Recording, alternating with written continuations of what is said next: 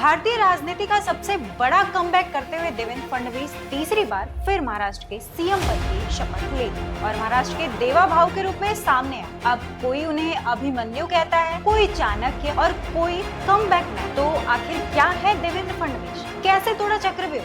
क्या थी रणनीति? क्या एकनाथ शिंदे को टिश्यू पेपर की तरह यूज किया गया? लहरों के साथ समंदर वापस कैसे लौटा? ये तमाम सवाल आपके दिमाग में आ रहे हैं। तो इन सारे सवालों को समझने के लिए हमें जाना होगा फ्लैशबैक में। तो आइए समझते हैं।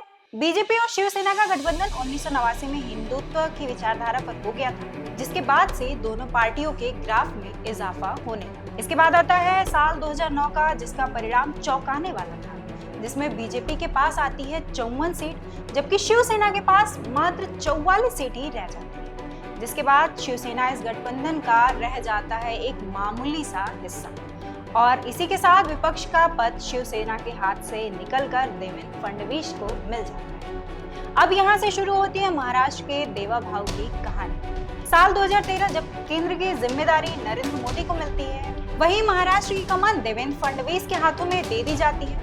2014 में मोदी लहर के बीच महाराष्ट्र का भी चुनाव होता है, जहां बीजेपी शिवसेना से अधिक सीटों पर चुनाव लड़ने की मांग करती है, जिसे उद्धव ठाकरे इनकार कर देते हैं। वो एक ऐसा साल आता है जब महाराष्ट्र में बीजेपी और शिवसेना गठबंधन अलग अलग चुनाव लड़ते हैं। चुनाव का परिणाम आता है जिसमें बीजेपी 122 सीट और शिवसेना महज 63 सीट ही हासिल करती है। जिसके बाद सरकार बनाने के लिए दोनों गठबंधन फिर मिलते हैं और सबकी सहमति से देवेंद्र फडणवीस नियुक्त किए जाते हैं महाराष्ट्र के मुख्यमंत्री। जहां एक तरफ बीजेपी का कद बढ़ता जा रहा था, वहीं दूसरी तरफ शिवसेना नीचे गिर रही थी, जिससे शिवसैनिक नाराज होने लगे।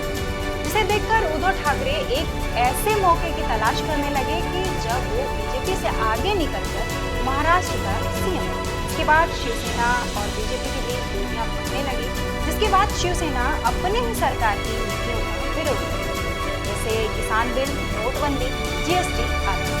यहाँ तक कि 2018 में उद्धव ठाकरे ने बीजेपी के साथ कभी गठबंधन ना करने की भी बात की, जिसे कहते हैं राजनीति करना।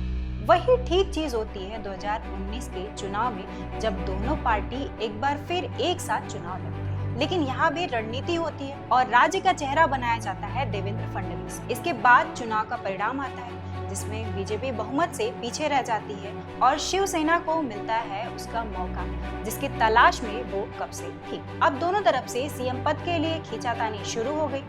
यहाँ तक कि शिवसेना 2.5 साल का भी प्रपोजल रखती है, पर बीजेपी पीछे हटने को तैयार नहीं होती। फिर उद्धव ठाकरे अपनी विचारधारा के विपरीत जाकर कांग्रेस और एनसीपी के साथ एमवी गठबंधन करते हैं और महाराष्ट्र के मुख्यमंत्री बन जाते। इसके बाद देवेंद्र फडणवीस अपना पासा फेंकते। शिवसेना की पार्टी 2 टुकड़ों में बढ़ जाती है, जिसके वजह से 2022 में उद्धव ठाकरे को सीएम पद से इस्तीफा दिया। 23 जून को शिवसेना के 37 विधायकों ने एकनाथ शिंदे को शिवसेना विधायक दल का नेता घोषित किया। इसके बाद शिंदे और फडणवीस ने मिलकर सरकार बनाने का दावा करते हैं। यहाँ तक कि प्रेस कॉन्फ्रेंस में फडणवीस ने ये भी कहा कि भाजपा एकनाथ शिंदे की सरकार का समर्थन करेगी और इसके बाद शिंदे का नाम घोषित कर दिया जाए। परंतु इस दौरान फडणवीस अपने आने वाले सुनहरे पल के लिए कोशिश में लगे। मेरा पानी उतरता देख मेरे किनारे पर घर मत बसा।